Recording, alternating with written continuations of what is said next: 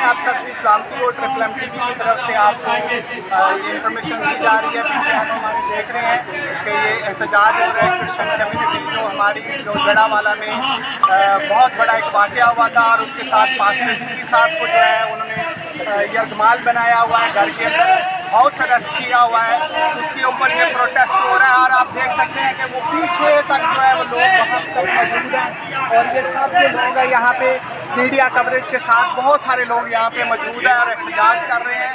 और तमाम मसीही लोगों से गुजारिश है कि जो भी खबरें आप मीडिया के ऊपर देखते हैं, जो गवर्नमेंट की तरफ से, आईजी पंजाब की तरफ से या पुलिस की तरफ से अगर वो कोई ऐसी न्यूज़ आपको मिलती है तो वो सरासर गलत होती है।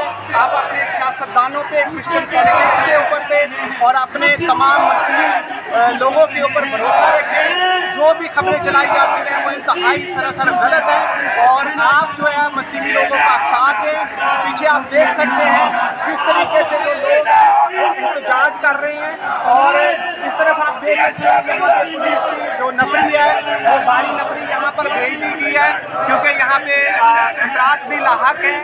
और इसके साथ साथ जितने भी हमारे जो मजहबी लीडर हैं, क्रिश्चियन लीडर हैं, वो भी यहाँ पर मौजूद हैं और मज़ीद जो इन्फॉर्मेशन है वो आपको हम देते रहेंगे। बहुत शुक्रिया।